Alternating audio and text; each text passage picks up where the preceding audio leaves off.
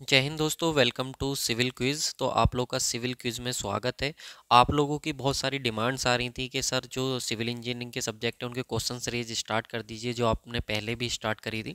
तो उसी को हम लोग जो है सीरीज़ को कंटिन्यू करेंगे। हम जो स्टार्ट करने जा रहे हैं वो अपना सर्वेइंग से स्टार्ट करने जा रहे हैं, क्योंकि आप लोग को मालूम है सर्वेइंग का काफ़ी वेटेज आप लोग का रहता है। कोई भी एग्जाम हो 10 से 12 क्वेश्चन आप लोग को यहाँ से देखने को मिलेंगे। और याद रखना, एग्जाम कोई भी हो, क्वेश्चन हमारा होने वाला। आपको पहले भी बेनिफिट मिला था जो मैंने क्वेश्चंस कराए थे, और आज भी आप लोगों के साथ प्रॉमिस कर रहा हूँ कि आप लोगों को अब भी बेनिफिट मिलेगा जो क्वेश्चंस मैं आप लोगों के साथ कराने जा रहा हूँ। क्योंकि जितने भी कॉन्सेप्ट्स हैं, जितने भी क्वेश्चंस हैं, वो पिछले 10 सालों में 10 से ज़्यादा बार रिपीट हो चुके हैं। अगर आपका कोई भी AE JEE का एग्जाम है तो अगर आप पहले से पेपर दे रहे हो तो आप लोगों को खुद इस बात पे ट्रस्ट हो जाएगा कि हाँ सर, जो क्वेश्चंस आप करा रहे हो वाकई वैल्यूएबल क्वेश्चन है। और जो फर्स्ट टाइम आप लोग अगर किसी एग्जाम में अपेयर हो रहे हो तो आप लोग को जो है धीरे धीरे जो है चीज़ों का आइडिया हो ही जाएगा। जो लोग पहले से दे रहे हैं उनको अच्छे से पता भी है कि किस लेवल के क्वेश्चंस मैं कराता हूँ और कितने कॉन्सेप्ट्स जो हैं वो आप लोग के साथ डिस्कस करता हूँ। तो चलिए स्टार्ट करेंगे बिना किसी डिले के।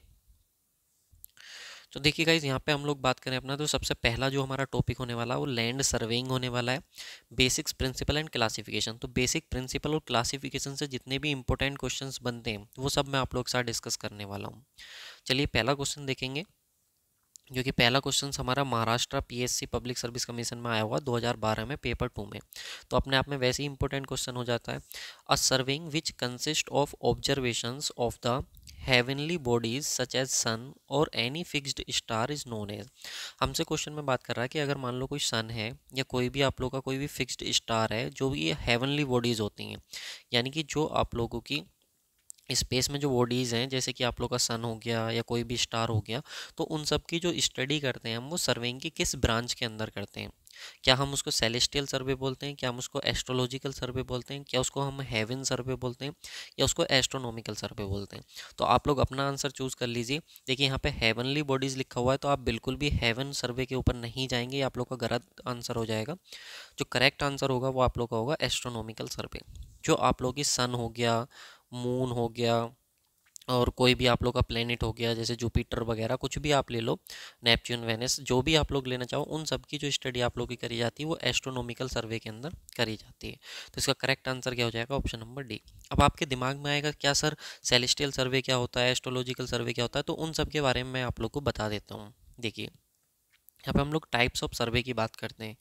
जो इम्पोर्टेंट है हमारा टोपोग्राफिकल सर्वे, बहुत बार एग्जाम में आप लोग को देखने को मिलेगा। It is use to determine the natural features of a country like lakes, hills, roads, canals, ETC। अगर मान लो आप किसी भी कंट्री, किसी भी बाउंड्री के अंदर लैंड पे अगर आप बात कर रहे हो, तो वहाँ पे लेक्स की बात कर लो, हिल्स के सर्वे की बात कर लो, रोड्स की बात कर लो, कैनाल्स की बात कर लो। जब आप इन सब की बात करते हो, यानी कि किसी भी कंट्री की जो ज्योग्राफी है, वहाँ के जो फीचर्स हैं, ज्योग्राफी फीचर्स, आप समझते हो कि जो लैंड वाला पोर्शन, जब आप उसकी स्टडी करते हो तो आप लोग की किसके अंदर आती है? टोपोग्राफिकल सर्वे के अंदर आती है। ठीक है। नेक्स्ट हम लोग बात करें कैडिस्ट्रियल सर्वे। अपने आप में बहुत इंपॉर्टेंट है। कैडिस्ट्रियल सर्वे की अगर हम लोग बात करें तो कैडिस्ट्रियल सर्वे क्या होता है? Made to fixing of property line, calculation of area. यानी कि जब भी आपके पास कोई भी एक प्रॉपर्टी होती है, कोई भी एक लैंड होती है, जब आप उसके बाउंड्री के सर्वे की बात करते हो, मान लो ये लैंड है, तो आप इसके बाउंड्री के सर्वे की बात करोगे, जो इसकी बाउंड्रीज हैं, जो इसकी आउटर लाइन है, उनकी जब आप बात करोगे तो किससे करते हो? कैडिस्ट्रियल सर्वे से करते हो। और याद रखना, एक एग्जामिनर का फेवरेट क्वेश्चन है कि कैडिस्ट्रियल सर्वे में आप किस तरीके की चैन का यूज करते हो। तो जो आप लोग की रिवेन्यू चैन होती है, रिवेन्यू चैन का आप लोग यूज करते हो। एग्जाम में बहुत बार पूछा गया, SSC JEE में तो क्वेश्चन 2 से 3 टाइम्स जो है वो रिपीट हो चुका है। ठीक है। नेक्स्ट आप लोगों का आता है city survey. It is used to construction और layout for water supply system, sewers and other works. यानी कि जब आप एक सिटी के अंदर वाटर सप्लाई से रिलेटेड या फिर कंस्ट्रक्शन से रिलेटेड जब आप क्या करते हो, सर्वे करते हो, तो वो आप लोग का कौन सा सर्वे कहलाता है? सिटी सर्वे कहलाता है। ठीक है। जैसे कि कहीं पे आपने देखा होगा कि सीवर लाइन डालते हैं, तो सीवर लाइन से रिलेटेड हो गया, या कहीं पे आप कंस्ट्रक्शन कर रहे हो, कोई आप लोग को रोड कंस्ट्रक्ट करना, कुछ भी लाइक दैट, तो वो आप लोग का क्या हो जाता है? सिटी सर्वे के अंदर हो जाता है। देखो भाई, ये सारे क्वेश्चंस बहुत इंपॉर्टेंट है। सबके सब क्वेश्चंस आप लोग को देखने को मिलेंगे। जितने पॉइंट आप लोग के साथ डिस्कस करूंगा, ये मान के चलो ये डू और डाई वाले पॉइंट हैं, ये सब आप लोग को आने ही चाहिए, मस्ट वाले पॉइंट होते हैं। नेक्स्ट है मैराइन और हाइड्रोग्राफिक सर्वे। तो देखो भाई, मैराइन और हाइड्रोग्राफिक का मतलब क्या होता है? It deals with the large water bodies such as navigation, harbour works, ETC। देखो आपने सुना होगा हार्बर या कोर्टयार्ड जो होता है आप लोग का, या फिर जो आप लोग के पोर्ट्स वगैरह होते हैं, पोर्ट्स आपने देखा होगा सी के नियर, या फिर नेविगेशन के लिए आप लोगों ने देखा होगा जो जहाँ पे शिप वगैरह या फिर आप लोग के बोट्स वगैरह वो सब चलते हैं, तो उससे रिलेटेड जो हमारा सर्वे होता है वाटर बॉडीज से, एक्चुअली में वाटर बॉडीज से रिलेटेड जो सर्वे होता है उसको हम लोग क्या बोलते हैं, अपना हाइड्रोग्राफिक सर्वे बोलते हैं। जो क्वेश्चन में पूछा गया था एस्ट्रोनॉमिकल सर्वे, वो देख लो क्या होता है। It consist of observation of heavenly bodies, जो आपकी हेवनली बॉडीज़ हैं जैसे कि सन हो गया, यानी कि जो आप लोग की स्पेस में बॉडीज़ हैं जैसे सन हो गया, स्टार्स हो गए, तो इन सब से रिलेटेड जो हमारा सर्वे करा जाता है उसको हम लोग क्या बोलते हैं, अपना एस्ट्रोनॉमिकल सर्वे। जो नेविगेशन से वाटर बॉडीज से रिलेटेड होता है वो हाइड्रोग्राफिक सर्वे होता है। ठीक है, तो ये सब के सब आप लोग के एग्जाम में पूछे गए क्वेश्चन हैं जितने भी हैं, तो यहाँ पे सिर्फ एक क्वेश्चन से आप लोग के कई क्वेश्चन जो हैं वो तैयार हो गए हैं। नेक्स्ट क्वेश्चन देखो, ये आप लोग का उत्तराखंड कंबाइंड स्टेट एई एग्जाम में पूछा गया क्वेश्चन है 2007 में। Which of the following closely represents the shape of the अर्थ। इनमें कह रहा है कि इनमें से कौन सी जो है हमारे पास वो शेप ऑफ द अर्थ है। स्पेरोइड है, इलिप्सोइड है, या फिर आप लोग का ओबलेट स्पेरोइड है, या फिर आप लोग का प्रोलेट स्पेरोइड है। तो देखो जनरली हम लोग क्या हम सब सुनते हैं जब हम लोग मान लो जी के जीएस पढ़ते हैं तो ज्योग्राफी में हम कहते हैं कि अर्थ की सरफेस कैसी है, स्पेरिकल है, स्पेरिकल है। तो वो वहाँ के पॉइंट ऑफ व्यू से तो ठीक है, हम अर्थ को जो है वो स्पेरिकल जो है समझ के पढ़ लेते हैं। बट एज अ इंजीनियर तो आप लोगों को जो है उसकी एग्जैक्ट जो है वो शेप पता होनी चाहिए कि अर्थ की एग्जैक्ट शेप क्या है। तो आप अपना करेक्ट आंसर बताइए, क्योंकि एग्जाम में क्वेश्चन बहुत बार पूछा गया है।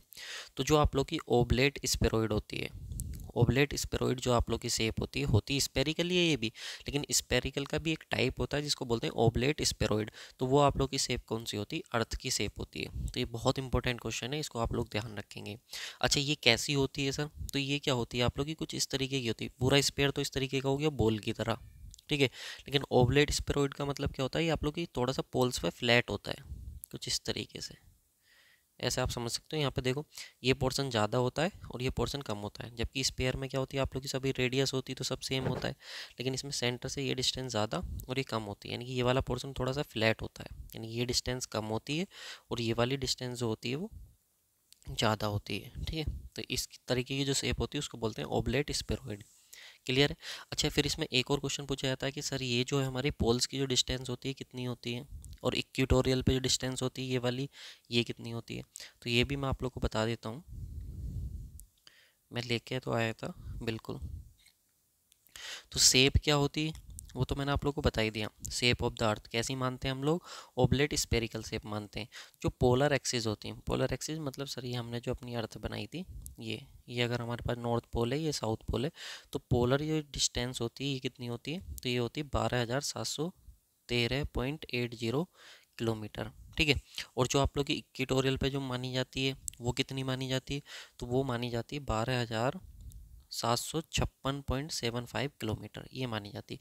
अच्छा इन दोनों का डिफरेंस कितना है, तो वो आप लोग का ये ध्यान रखना है, ये भी एक बार क्वेश्चन में पूछा जा चुका है कि कितना डिफरेंस है।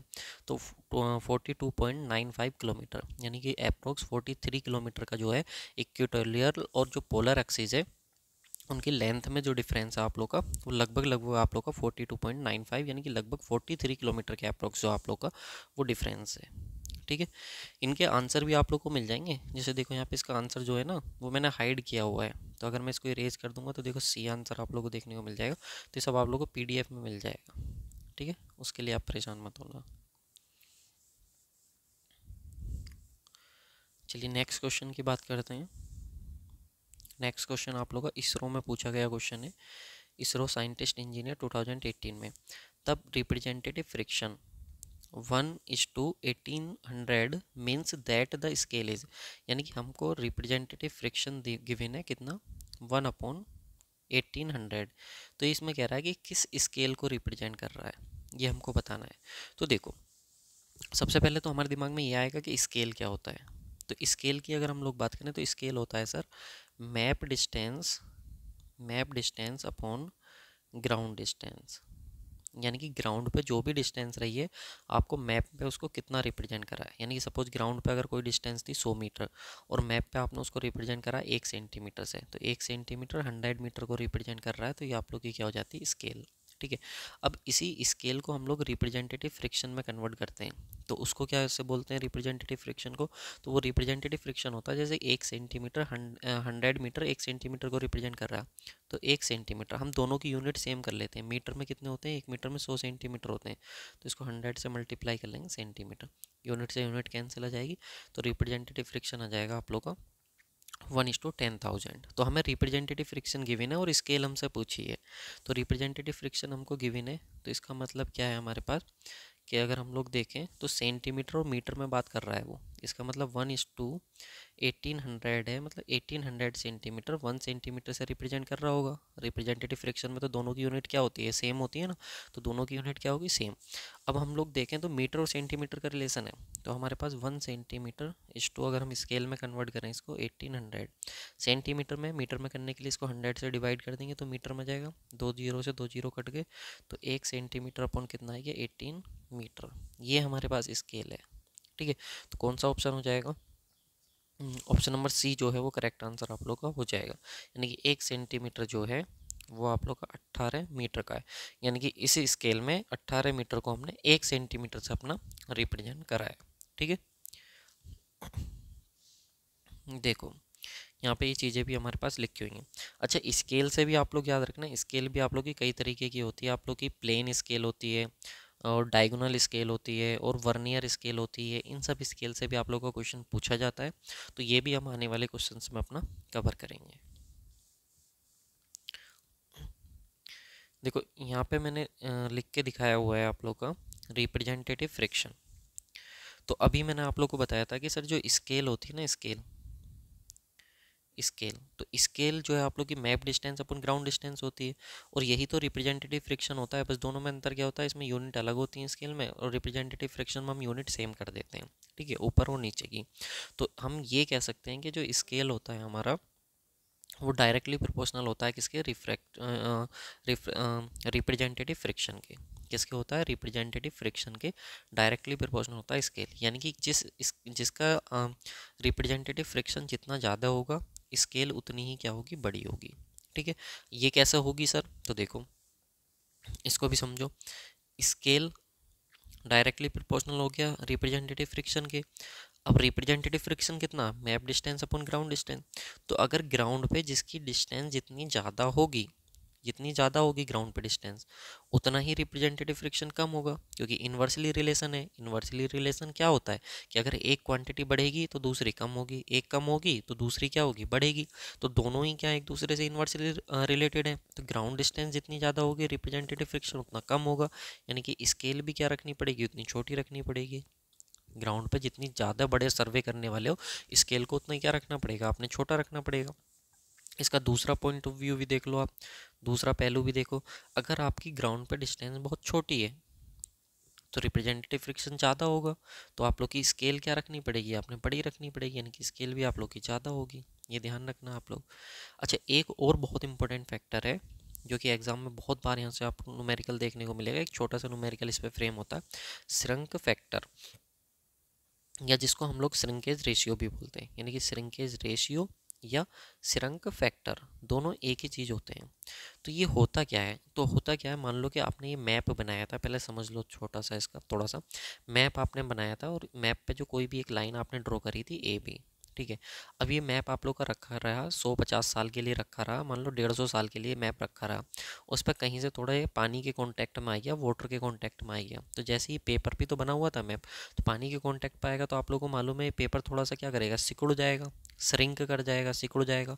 तो जब सिकुड़ जाएगा तो जो ओरिजिनल लेंथ मान लो 10 सेंटीमीटर थी इसकी, तो अब 9 सेंटीमीटर शो हो गई, यानी कि पहले 10 सेंटीमीटर थी लेकिन 150 साल तक ये रखा रहा, पानी के कांटेक्ट में आ गया तो सिकुड़ गया, पेपर ही तो है तो सिकुड़ गया। तो ये आप लोग की 10 सेंटीमीटर की जो लाइन थी अब वो कितने की शो हो रही है, वो अब आप लोग की 9 सेंटीमीटर की शो हो रही है, तो इसको बोलते हैं आप लोग का श्रंक। तो इस तरीके का जो केस होता है जब हमारा मैप श्रिंक कर जाता है तो वहाँ पे हमारे पास एक फैक्टर काम आता है जिसको बोलते हैं श्रंक फैक्टर। अब ये क्या होता है, तो जब आपने इस मैप को प्रिपेयर करा होगा तो आपकी कोई स्केल रही होगी तो उसको बोल दिया हमने ओरिजिनल स्केल। अब जो आप नाप रहे हो तो अब आप भी इसको भी किसी स्केल को कंसिडर करके नाप रहे होगे, तो वो आप लोग की कौन सी होगी, श्रंक स्केल। तो श्रंक हो चुका है ना मैप आपका, तो श्रंक हो चुका है तो श्रंक स्केल। और ओरिजिनली जब आपने बनाया था तो ओरिजिनल स्केल। जब आपने पहले इसको बनाया था तो उस समय जो लेंथ थी इसकी ओरिजिनल लेंथ थी, अब आपकी लेंथ कम हो चुकी है तो आपकी कैसी होगी, श्रंक लेंथ हो गई। तो श्रंक फैक्टर क्या बोलता है आपका, श्रंक फैक्टर बोलता है कि मैं जो होऊंगा वो रेशियो होऊंगा किस किस का, श्रंक लेंथ का अपॉन ओरिजिनल लेंथ का। यानी कि श्रंक लेंथ कितनी थी 9 और ओरिजिनल लेंथ कितनी थी 10, तो इन दोनों का रेशियो। या फिर मैं होऊंगा ओरिजिनल स्केल और श्रंक स्केल का, यानी कि shrunk scale upon original scale का जो रेशियो होगा वो भी क्या होने वाला है, श्रंक फैक्टर होने वाला है। ठीक है, ये आप लोग ध्यान रखना। एक और आप लोग का इसका एक रेशियो होता है श्रंक फैक्टर का ही, जो इस वाले फॉर्मूले से निकल के आता है, आप देख सकते हो। ये आप लोग का होता है जो भी मेजर्ड डिस्टेंस होगी, ध्यान से देखना इसको, मेजर्ड डिस्टेंस होगी और जो आपकी करेक्ट डिस्टेंस होगी। करेक्ट डिस्टेंस यानी कि एक तरीके से ओरिजिनल डिस्टेंस और जो आपने मेजर करी है, यानी कि एक तरीके से यही वाली वैल्यू है। जो ओरिजिनल डिस्टेंस थी वो ओरिजिनल लेंथ हो गई, करेक्ट हो गई आप लोग की, और जो आपकी श्रंक हो चुकी है वो आप लोग की अभी आप मेजर कर रहे हो उसको। तो major length upon original length या फिर आपकी करेक्ट लेंथ का रेशियो भी आप लोग का श्रंक फैक्टर होता है। तो ये तो हम तब यूज करते हैं जब हम लोग किसके बारे में बात कर रहे हो, यानी कि हम लोग लेंथ के बारे में बात कर रहे हो। लेकिन अगर बात एरिया किया जाए, यानी कि ये मैप था आपका, इसकी लेंथ ब्रेथ करके कुछ हमने क्या बनाया हुआ था, कोई भी एक प्लेन हमने ड्रॉ करा हुआ था, अगर उस केस में बात आ जाए तो उस केस में हम लोग जो अपना देखते हैं वो देखते हैं अपना श्रंक फैक्टर जो हो जाता है उसका एरिया के केस में हम लोग इसका रेशियो इसका स्क्वायर ले लेते हैं, और वो कितना होता है हमारे पास, जो मेजर्ड एरिया होता है और जो हमारे पास करेक्ट एरिया होता है उनका रेशियो हो जाता है। ये इसलिए मैं इसको इतना डिस्कस कर रहा हूँ क्योंकि यहाँ से एग्जाम में क्वेश्चन पूछा ही जाता है, इसलिए मैंने इसको इतना डिस्कस करा है। चलिए नेक्स्ट क्वेश्चन है, the instrument attach to the wheel of a vehicle to measure the distance travelled by. आप सबने देखा होगा जो आपकी बाइक होती है या कोई भी फोर व्हीलर होती है उसमें आपने देखा होगा कि एक मीटर लगा होता है जो हमको ये बताता है कि हम कितनी डिस्टेंस चल गए। हमारी गाड़ी 1000 किलोमीटर चल गई, हमारी गाड़ी 10,000 किलोमीटर चल गई, कितनी गाड़ी हमारी चल गई है, कितना व्हीकल हमारा चल गया है, उस सबको बताता है। तो वो कौन सा इंस्ट्रूमेंट होता है ये आप लोग को बताना है। तो इसका करेक्ट आंसर क्या हो जाएगा आप लोग का, ऑप्शन नंबर सी जो है वो करेक्ट आंसर हो जाएगा, और वो होगा आप लोग का ओडोमीटर। ठीक है, ओडोमीटर आप लोग को बताएगा कि आपकी गाड़ी कितनी चल गई है, और स्पीडोमीटर आप लोग को ये बताता है कि गाड़ी कितनी स्पीड के साथ चल रही है। आपने देखा होगा बाइक चलाते होगे तो 100 की स्पीड से चला रहे हो, 100 की स्पीड से ज़्यादा हो गया, चलती हैं नो डाउट, 80 से चला रहे हो, 70 से चला रहे हो, कितनी की स्पीड से चला रहे हो, तो वो आप लोग की स्पीडोमीटर होता है। और कितनी डिस्टेंस चल गया वो आप लोग का कौन सा होता है, ओडोमीटर होता है। ठीक है, चलिए यहाँ पे मैंने कुछ और इम्पोर्टेंट पॉइंट आप लोग के साथ डिस्कस करें। बेसिक मेजरमेंट्स इन सर्वेइंग, सर्वेइंग के कुछ बेसिक मेजरमेंट जो हम यूज करते हैं, जैसे कि हॉरिजॉन्टल डिस्टेंस की बात करें तो हॉरिजॉन्टल डिस्टेंस हम किस किस से मेजर करते हैं। अगेन इंपॉर्टेंट है एग्जाम के पॉइंट ऑफ व्यू से, या तो हम चैन का यूज करते हैं अपना सर्वे में, टेप का यूज करते हैं, टैकोमीटर का हम लोग यूज करते हैं, टोटल स्टेशन का। क्वेश्चन में कई बार पूछा जाता है कि जो टैकोमीटर होता है आप लोग का, ये किस तरीके के मेजरमेंट के लिए यूज करा जाता है। तो याद रखना टैकोमीटर आप लोग का horizontal distance as well as vertical distance, देखो दोनों में आप देखोगे horizontal distance as well as vertical distance, दोनों तरीके की डिस्टेंस को मेजर करने के लिए आप लोग का टैकोमीटर का यूज करा जाता है। वर्टिकल डिस्टेंस को मेजर करने के लिए लेवल होता है हमारे पास, टोटल स्टेशन। अच्छा एक और पॉइंट यहाँ पे ध्यान रखो, जो आपका टोटल स्टेशन है ना, उससे आप horizontal distance, vertical distance, horizontal angle, vertical angle, ये सब आप लोग किससे, एक डिवाइस जो आपकी टोटल स्टेशन है उससे आप लोग मेजर कर सकते हो। तो टोटल स्टेशन तो ध्यान रखना वो आप लोग के सारे काम कर सकता है, ये एक पॉइंट आप सबसे पहले अलग निकाल के रख लो। हॉरिजॉन्टल एंगल की बात करें, हॉरिजॉन्टल एंगल जो ग्राउंड की सरफेस पे मेजर करते हैं, ठीक है, तो आपका थियोडेलाइट हो गया, कंपास हो गया, क्लिनोमीटर हो गया, टोटल स्टेशन हो गया। वर्टिकल एंगल की बात करें थियोडोलाइट हो गया, सेक्सटेंट हो गया, और टोटल स्टेशन आप लोग का हो गया, ये सब मेजर करते हैं। और वर्टिकल डिस्टेंस के लिए याद रखना एक आपका जो अभिनय लेवल है, एबिने लेवल, एबिने लेवल इसको पढ़ेंगे। तो एबिने लेवल जो है ये आप लोग को पूछा जाता है, तो इसको आप लोग ध्यान रखना, ये इंपॉर्टेंट है कि पूछा जाता है। वर्टिकल एबिने लेवल किस तरीके की मेजरमेंट जेईई के एग्जाम में स्पेशली पूछा जाता है। नेक्स्ट क्वेश्चन है, when the measured length is less than the actual length the error is. यहाँ पे हमको कह रहा है कि मेजर्ड लेंथ अगर आप लोग की जो है वो कम है किससे, एक्चुअल लेंथ से, तो आपकी एरर कैसी होगी। तो हम सबको पता है भाई एरर और करेक्शन, ठीक है। एरर की हम लोग बात करें तो एरर आप लोग ध्यान रखना, दोनों एक दूसरे के साथ क्या होते हैं, एडिटिव इन्वर्स होता है। यानी कि अगर एरर पॉजिटिव है तो करेक्शन नेगेटिव होगा, और अगर एरर नेगेटिव है तो करेक्शन कैसा होगा, पॉजिटिव होगा। ये इनका एडिटिव इन्वर्स होता है आप लोग का। ठीक है, दोनों में इन्वर्स रिलेशन होता है आप लोग का, एरर में और करेक्शन में। ये पहला पॉइंट ध्यान रखना। ठीक है, एरर हम लोग निकालते हैं तो एरर निकालने का तरीका क्या होता है, मेजर्ड वैल्यू माइनस के ट्रू वैल्यू। जो भी हमने मेज़र करी है वैल्यू, और माइनस के क्या होती है, ट्रू वैल्यू। ट्रू वैल्यू या जिसको हम लोग एक्चुअल वैल्यू भी अपना कह सकते हैं।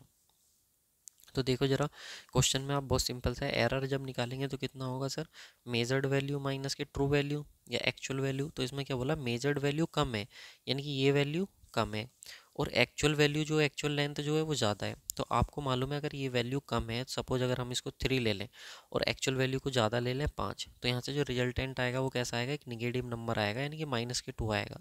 तो माइनस के 2 आएगा तो एरर कैसी होगी आप लोग की, निगेटिव होगी। और अगर करेक्शन पूछ लेता तो करेक्शन आप लोग का कैसा हो जाता, पॉजिटिव हो जाता। तो ये पॉइंट पे आप लोग ध्यान रखेंगे।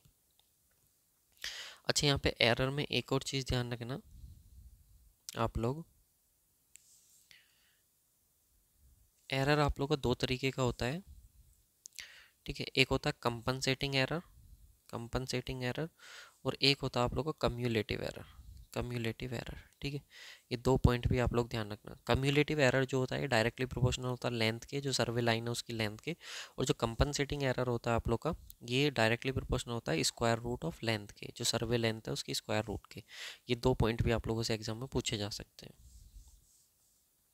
तो देखो यहाँ पे लिख के दिया मैंने, एरर क्या होता है, measured length upon true length. ठीक है, एरर इन चैन सर्वे, चैन सर्वे की बात करें तो कितने तरीके के एरर होते हैं, 3 तरीके के मेनली हमारे एरर होते हैं। कौन कौन से होते हैं, सबसे पहला होता है इंस्ट्रूमेंटल एरर, अगला होता है हमारे पास नेचुरल एरर, और फिर होता है हमारे पास पर्सनल एरर।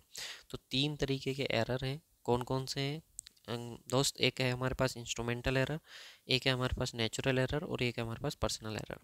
और जैसे कि मैंने आप लोग को बताया, जो लीनियर मेजरमेंट करते हैं हम, उसमें मेन हमारे दो तरीके के एरर हमको देखने को मिलेंगे। एक होगा हमारे पास कम्युलेटिव, या जिसको हम लोग सिस्टमेटिक एरर भी बोलते हैं, और दूसरा होता है हमारे पास कंपनसेटिंग, जिसको हम लोग एक्सीडेंटल या रैंडम एरर भी बोलते हैं। तो ध्यान रहे, कोई ज़रूरी नहीं है कि आपसे जो क्वेश्चन है वो कम्युलेटिव और कंपनसेटिंग के नाम से ही पूछे। आपसे पूछ लेगा कम्युलेटिव जो होता है वो कैसा होता है, तो सिस्टमेटिक होता है, और जो कंपनसेटिंग होता है वो एक्सीडेंटल या रैंडम एरर भी आप लोग का होता है। तो मैंने अभी बताया था कम्युलेटिव में जो एरर होती है वो डायरेक्टली प्रोपोर्शनल होती है किसकी, लेंथ की, जो सर्वे लाइन है उसकी लेंथ के डायरेक्टली प्रोपोर्शनल होती है। और ये सेम डायरेक्शन में अकर्स होती है जिस डायरेक्शन में हम लोग सर्वे करते हैं। यानी कि सर्वे हम लोग करते जा रहे हैं, चैन सर्वे, लेंथ मेजर करते जा रहे हैं, तो जिस डायरेक्शन में हम लोग लेंथ मेजर करते जाएंगे उसी डायरेक्शन में बढ़ती जाती है। ये सेम डायरेक्शन में नहीं होती है जो कंपनसेटिंग एरर होती है, और ये आप लोग का ये पॉइंट है जो पूछा जाता है। तो कंपनसेटिंग एरर क्या होती है आप लोग की, हाँ, डायरेक्टली प्रोपोर्शनल होती है स्क्वायर रूट ऑफ लेंथ के। तो ये पॉइंट पे आप लोग ध्यान रखना। चलिए नेक्स्ट क्वेश्चन की बात करते हैं हम लोग। नेक्स्ट क्वेश्चन हमको बोल रहा है, scale of a given plan is written as 1:200। यानी कि एक स्केल हमने लिख दी किसी प्लान की जो कि 1:200 थी। उसके बाद if the original length of 10 centimetre, जो ओरिजिनल लेंथ है हमारी वो कितनी, 10 सेंटीमीटर है on a plan, has now shrunk to 9.8 centimetre. यानी कि जो ओरिजिनल लेंथ थी वो 10 सेंटीमीटर थी, लेकिन श्रंक हो चुकी है वो, अब सिकुड़ चुकी है वो, तो कितनी हो गई, 9.8 सेंटीमीटर होगी। Determine the actual distance denoted by a line. हमें बताना है कि जो एक्चुअल डिस्टेंस होगी वो कितनी होगी लाइन की, विच करंटली मेजर 10 सेंटीमीटर, जो 10 सेंटीमीटर मेजर करी जा रही है। यानी कि अगर हमारे पास 10 सेंटीमीटर की श्रंक होकर 9.8 होगी, तो जो हमारी मेजर करी जा रही है अभी 10 सेंटीमीटर की, वो कितनी होगी। तो देखो मैंने आप लोगों को बताया था श्रंक फैक्टर। श्रंक फैक्टर क्या होता है, ध्यान से सुनना।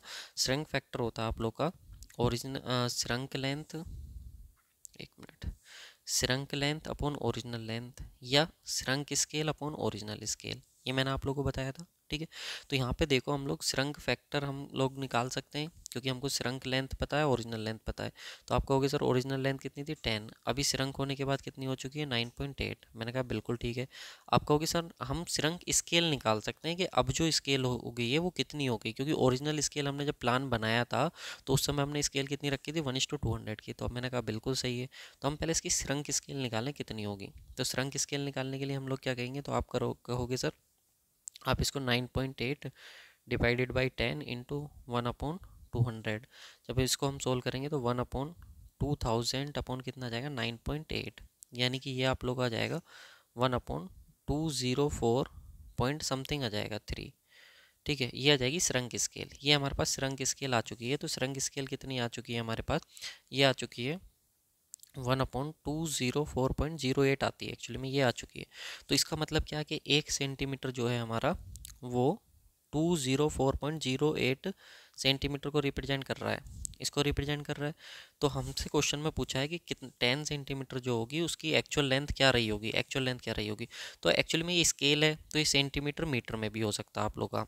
ठीक है, अगर आप इसको मानोगे फैक्टर, तो फैक्टर मानोगे यानी कि रिप्रेजेंटेटिव फैक्टर जैसे मैंने बताया था, तो यूनिट आप लोग की सेम हो जाएगी। तो अगर आप इसको मीटर कर रहे हो तो 1 सेंटीमीटर इतने मीटर को रिप्रेजेंट कर रहा है, तो आपका 10 सेंटीमीटर कितने को करेगा। तो यूनिटरी मेथड लगा दो, जैसे एक पेन का प्राइस 5 रुपये है तो 5 पेन का कितना हो जाएगा आपको, 5 × 5। तो वैसे ही 1 सेंटीमीटर इतने मीटर को रिप्रेजेंट कर रहा है, तो 10 सेंटीमीटर कितने को करेगा, तो 204.08 इंटू 10 मीटर को रिप्रेजेंट करेगा, यानी यहाँ पे 20.4 मीटर आप लोग का आ जाएगा, जो कि correct answer option number A होगा। तो बहुत अच्छा क्वेश्चन है, यूपी आर्विनल में एई में पूछा जा चुका है 2014 में, तो ऐसा क्वेश्चन आप लोग का बनेगा। ठीक है, तो यहाँ पे यूनिट्स से आप कंफ्यूज मत होइएगा। यूनिट का मैं आप लोगों को स्पेशली बता दूं, यहाँ पे मीटर में दे रखी, अगर ये फैक्टर मान के करते रिप्रेजेंटेटिव तो आप लोग को यहाँ पे सेम यूनिट आ जाती, लेकिन मीटर से भी कोई दिक्कत नहीं है। ठीक है, इन्होंने यहाँ पे सेंटीमीटर सेंटीमीटर लिख रखा, बट ऐसा नहीं है, हो सकता है कि 1 सेंटीमीटर जो आप लोग का वो 20408 मीटर को रिप्रेजेंट करे। ठीक है, तो इस पर मत जाना। रिप्रेजेंटेटिव फ्रैक्शन, रिप्रेजेंटेटिव फ्रैक्शन क्या होता है, फ्रैक्शन क्या होता है, तो ये मैं आप लोग को बता ही चुका हूँ। मैप डिस्टेंस अपन ग्राउंड डिस्टेंस, जो जिसमें दोनों की यूनिट क्या होती है सेम, जो आप लोग का कुछ आप लोग का आ जाता है, जैसे कि 1:200 इन्होंने गिवन था। ठीक है, श्रृंक फैक्टर क्या होता है, श्रृंक लेंथ अपन ओरिजिनल लेंथ, ये कैसे हम लोग निकालते हैं सब मैं आप लोग के साथ डिस्कस कर चुका हूँ। ठीक है, चलिए नेक्स्ट क्वेश्चन की बात करते हैं। नेक्स्ट क्वेश्चन क्या बोल रहा है, इसको भी देखो, ये भी अच्छा क्वेश्चन है।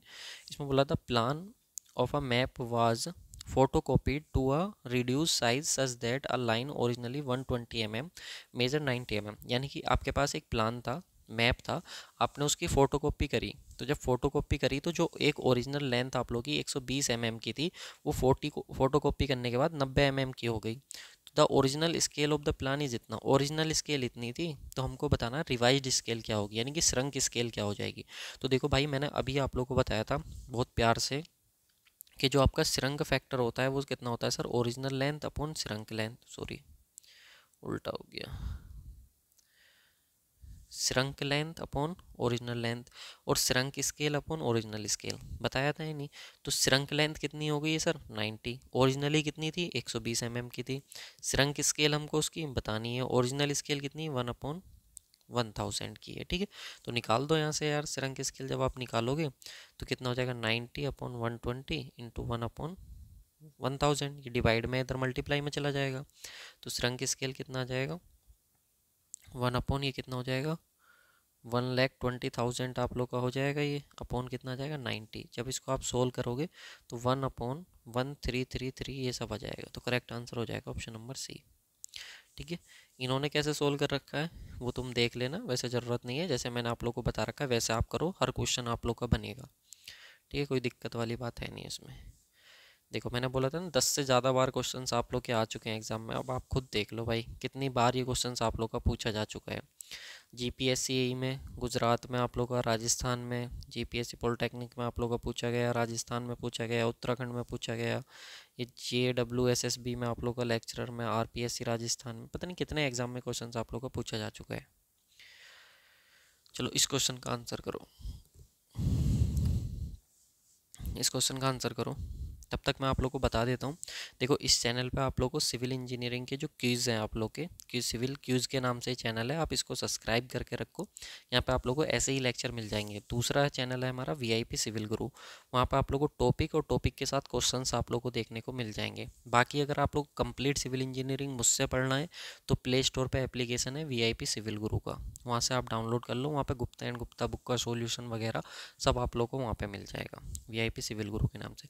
और कोई दिक्कत आए किसी तरीके की तो 8077 8077283538 पर आप कांटेक्ट कर लेना, ठीक है। व्हाट्सएप पे आप मैसेज कर देना।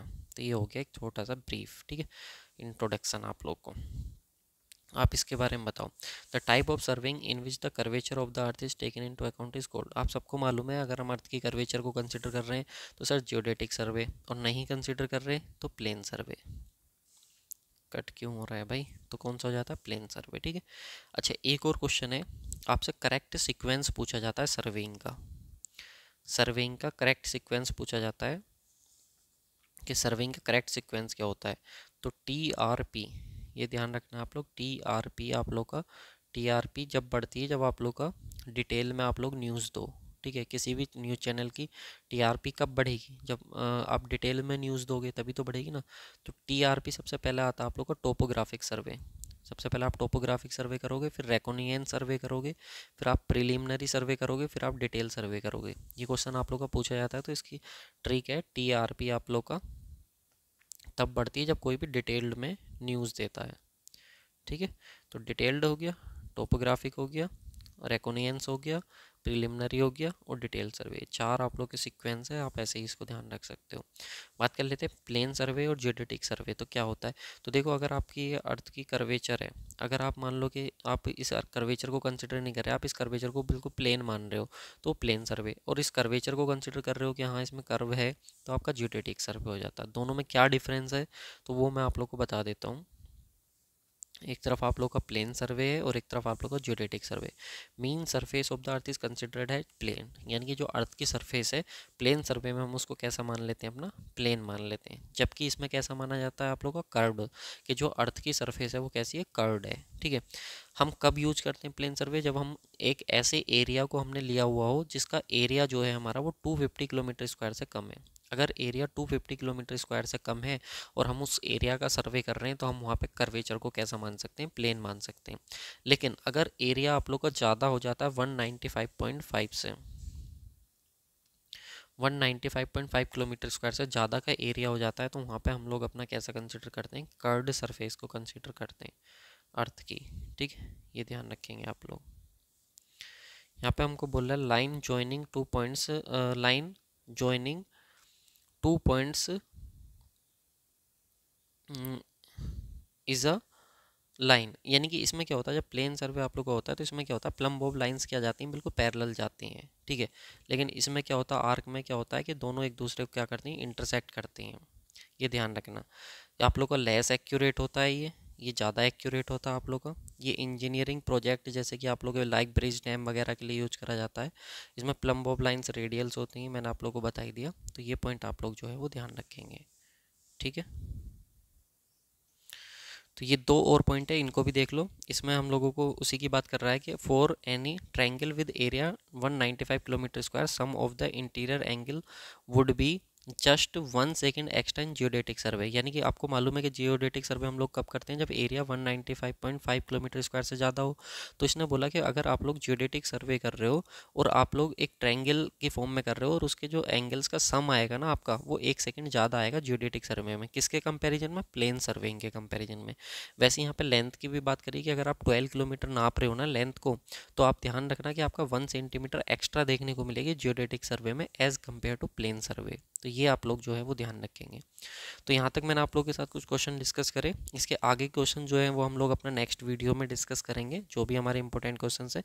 इस चैनल को आप सब्सक्राइब कर लो, क्योंकि यहाँ पे आप लोग को MCQ ही मिलने वाले हैं डिटेल एक्सप्लेनेशन के साथ। एक क्वेश्चन के साथ 4-5 क्वेश्चन हम एक्स्ट्रा कवर करके चलेंगे उसको कंप्लीट, ठीक है। कंप्लीट चारों तरफ का जो एरिया है उसका वो कवर हो जाएगा। तो कोई भी क्वेश्चन आप लोग का अगर आप एक टॉपिक पढ़ लेते हो तो पूरा आप लोग का जो है वो कवर हो जाता है। तो यहाँ पे हम लोग काफ़ी क्वेश्चन डिस्कस करने वाले हैं। सर्वेइंग के ऑलमोस्ट मैं आप लोग के साथ 1400-1500 क्वेश्चन जो है वो डिस्कस करने वाला हूँ, जो कि अपने आप में बहुत बड़ी बात है। इतने सारे क्वेश्चंस जो कि हम बहुत जल्दी डिस्कस कर लेंगे, ठीक है। तो आप चैनल को सब्सक्राइब करके रखो। वीडियो अच्छी लगी तो लाइक कमेंट करके बताओ कि कैसा आप लोगों को लेक्चर लगा है।